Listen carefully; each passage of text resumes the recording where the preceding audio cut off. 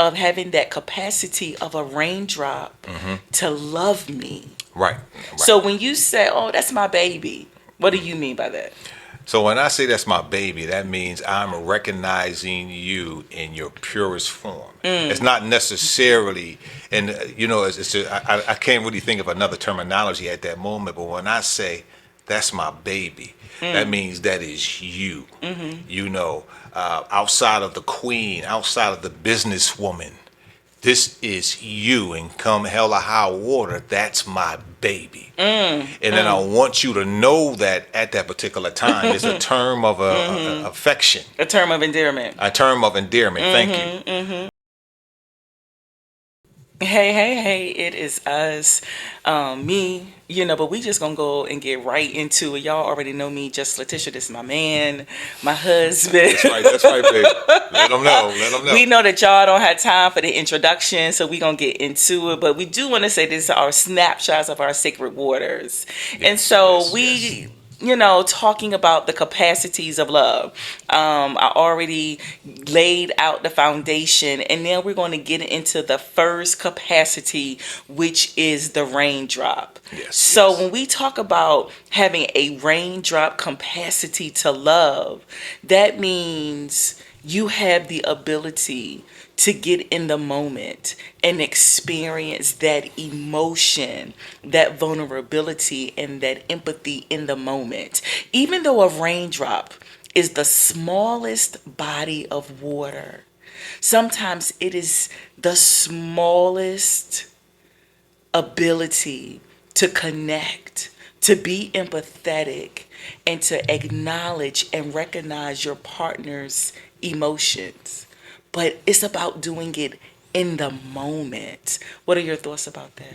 I mean, when we talk about a raindrop, the first thing that comes to my mind is that sometimes people may only have the capacity to give you a raindrop response. Whatever they do, they're giving it your all, but to you it may seem like that's not much. Right. How do we appreciate and acknowledge that raindrop? That's what it sounds like we're talking about right now. Am I correct? I mean, I don't even know if it's a matter of right or wrong. It's a matter Okay. of perspective. You see Okay. what I'm saying? So for me, it's like when I think about us, you being this lion, right? This maverick, this entrepreneur, all that, like, you know what I mean? Like, Turn the cameras on. we just turned the camera on. Come on, man. It's like when you are able, in the drop of a hat, connect with me, recognize, baby, you okay? Did that hurt your feelings? Yes. Because you know that I'm sensitive, and you be like, oh, that's my baby. Right. Even if you say, oh, that's my baby, Right. I know that you are acknowledging Right. my emotions at that moment. But see, those are our sacred waters. Yes. Saying, oh, that's my baby may mean something completely different to another couple or to another woman. Because in some instance, oh, that's my baby, that could be condescending. But I've had to learn over the years that you're not trying to be condescending. That's your way of expressing empathy in the moment. You may not say anything after that. Now, you will say something if I prompt you, if I ask you, baby, what do you mean by that? Right. But if I just let it ride and you say, oh, that's my baby, that's your way in that moment of having that capacity of a raindrop to love me. Right. So when you say, oh, that's my baby, what do you mean by that? So when I say that's my baby, that means I'm recognizing you in your purest form. It's not necessarily, and I can't really think of another terminology at that moment. But when I say that's my baby, that means that is you.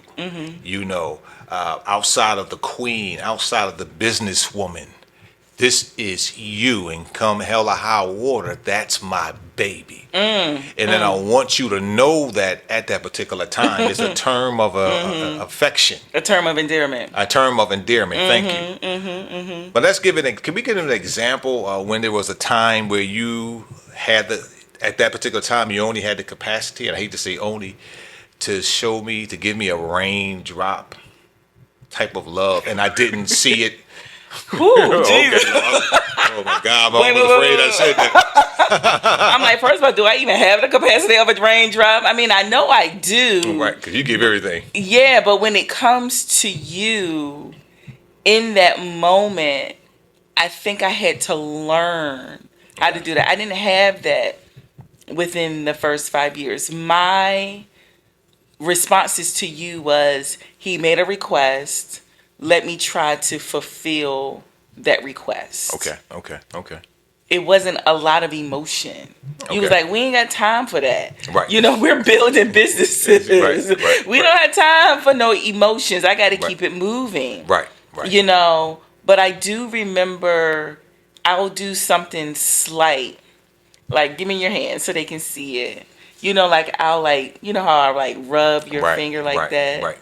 Like that's me showing that raindrop capacity. Okay. If I don't say anything, you know Right. that when I do this to your finger, I'm saying, Support. yeah, You're supporting. yeah, calm down. Right.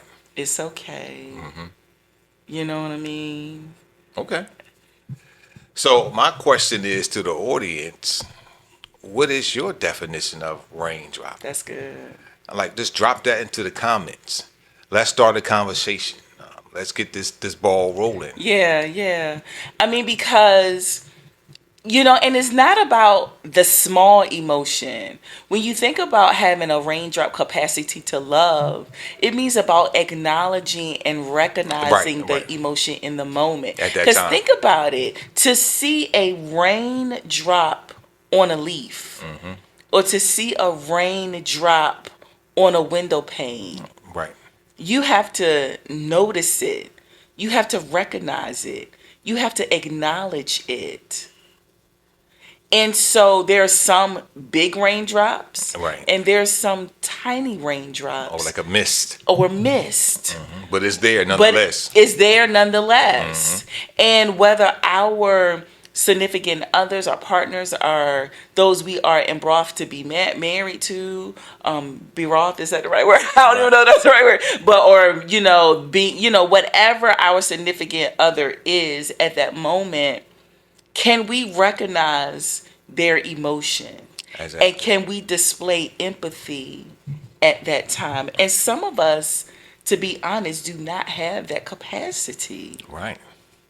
You know, and what And do you do in those instances? I think you need to be honest about that and just say, I don't have the capacity right now. That's something I'm not capable of doing at this moment, but I'm willing to learn. Like, if you acknowledge it and admit it, that does a lot. And it gives your partner the opportunity to teach you about how they feel or the way they want to be loved. And that's good, because we don't walk into our relationships knowing how to love our partner. And I know we had talked about the 5 languages of love. And that was the very first book that we read when we were courting. Yeah. And you were like, I don't agree with this book. Yeah. And I was just like, you're the only person in the world that doesn't agree with this book. There's 5 love languages. You can't find not one that resonates with you. In the world, yeah. And, right. But it took him years and a level of comfort to share with me. Can I share what you shared with me? Of course. You were like, I was nervous that I would not be able to communicate your love language to you. And so it was a defense mechanism for me, because I didn't know if I had the capacity to do it. Right. And that took that took maybe like 4 years. I'm not necessarily, I just know what happened. It clicked at one point. Yeah. And you have to be willing to come outside of yourself. You can't be rigid, and you don't want to be stubborn. You don't want to take a position where you don't want to move. It's a black or white. It's either one way or the other, because that only causes more conflict. At some point, you have to be willing to compromise and to adjust Even the way you think, you have to have a paradigm shift. You have to readjust your belief systems in order for it to work. Yeah, because his thing was, let me love you the way I love you, because this is the way I'm loving you. And I'm just like, but you're loving me the way that you want to love me, and you are giving me things that I don't need, I don't want, nor am I requesting. But you're not giving me the stuff I am requesting, so I'm confused here.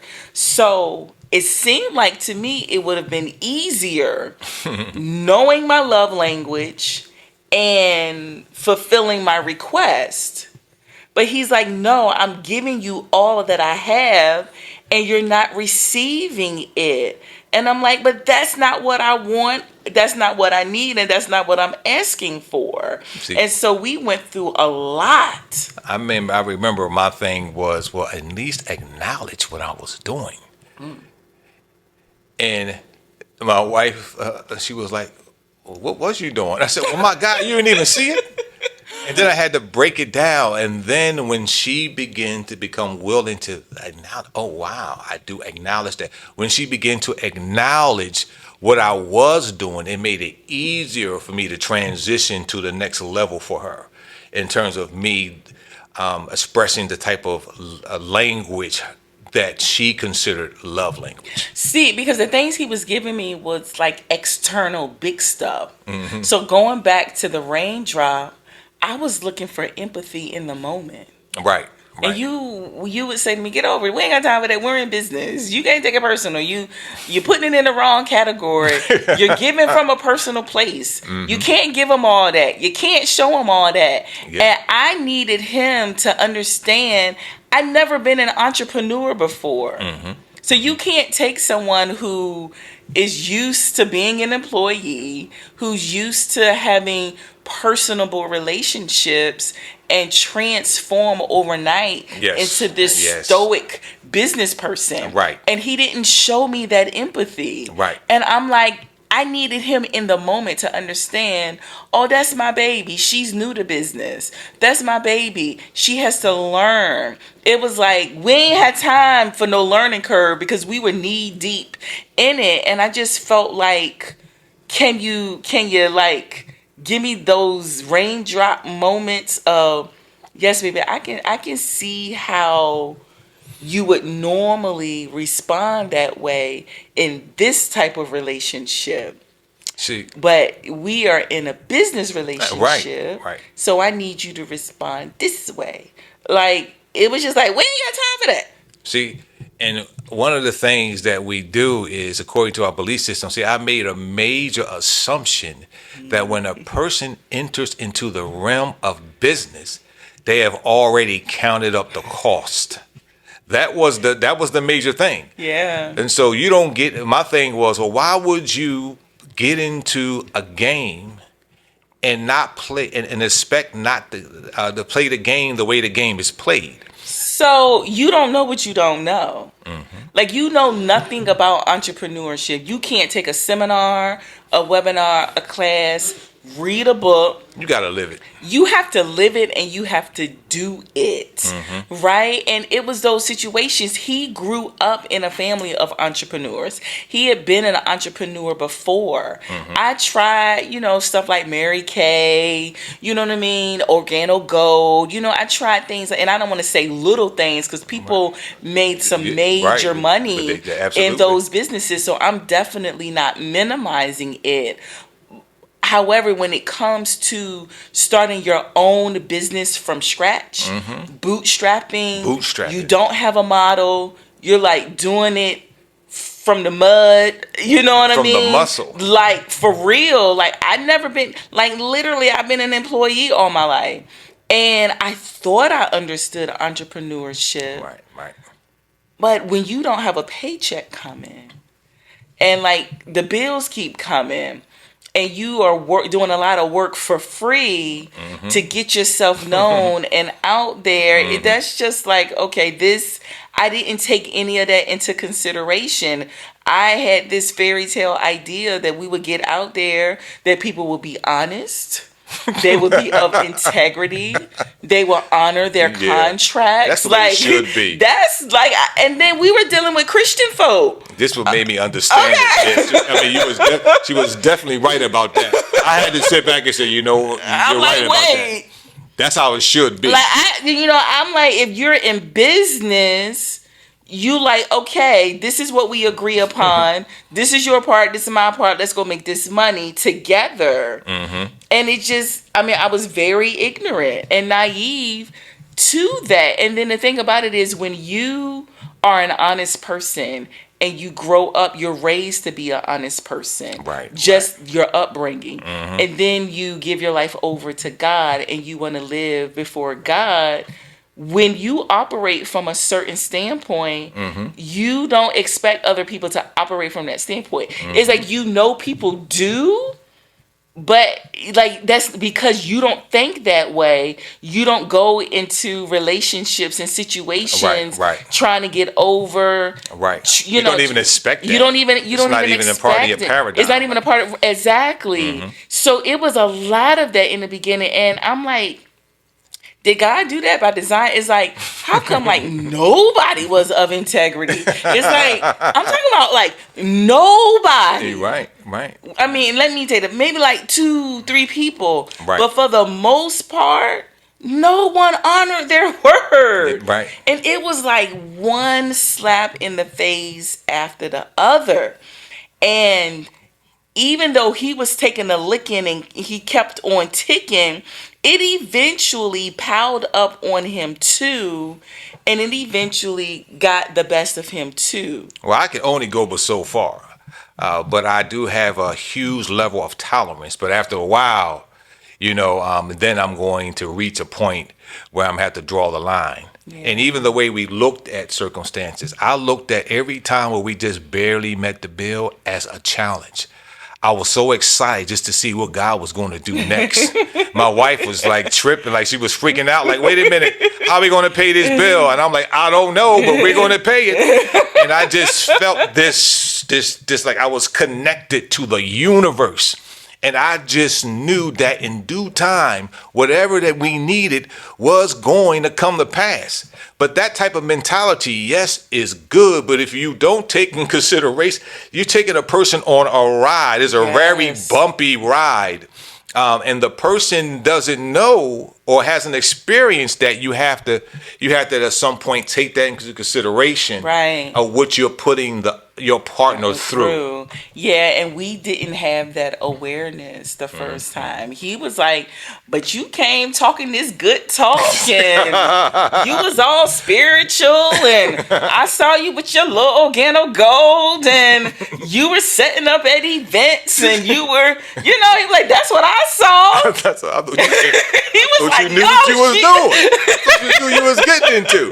Well, it's too late now. We in this thing. You got to finish this thing through. That is exactly what he would say to me. It's too late now. You agreed. We in it. And it was no empathy. I'm telling you, it was tough love. Like, yeah. And it was so hard because I just needed those raindrops. Mm-hmm. That's literally all my wife needed. I just needed some acknowledgement. Because she will bounce back. Mm-hmm. She just needs that time to process things the way she processes things. And that's a lot of times, a lot of us men, we don't take in consideration that our wives may process things differently. I mean, we're different genders. We come from different backgrounds. Mm-hmm. We need to take those things in consideration. Every time my wife may have cried about something, I thought that it was a disaster because it takes a disaster for me to cry. So I'm like, oh my God, this is it. And my wife was like, I just needed to get that through. And I'm like, I need to get it out. Okay. All right. That's what that meant? Yes, I needed to get it out of my system. And like, I'm a crier. It doesn't matter what's going on. I can look at a movie, I cry. I can be happy, I cry. That's just how I release. And it even took me a long time to accept that about me. Yeah, that's true. So that raindrop is comparable to that teardrop. Right. That's a good point. It's like, that's a very good point. It's the same size, the same shape. And when you take that raindrop and compare it to a teardrop, whatever that emotion is. Because some of us, we cry when we're angry. That's true. We And when we're happy. cry when we're happy. We cry when we're sad. We cry when we feel rejected. We cry when we feel regretful or grief, right? Everybody cries and releases tears for different reasons. But we got to know that it's connected to some type of emotion. Yes. And when we see that tear coming out of our partner's Yes, yes. Come on eyes, now. are we going to acknowledge and recognize Or it ignore it. or ignore it? Are we going to stop in the moment to be empathetic Right. and express that capacity to love? I can That's love right. you in this moment. I may not understand why you're crying. I may never shed a tear over this situation, but I got to acknowledge and recognize that this is affecting you in some way, and I want to be here for you. I mean, as a man, I feel like I have grown so much because I had to come out of my comfort zone. It caused me to stretch. I mean, you're talking about building character. Marriage brings structure.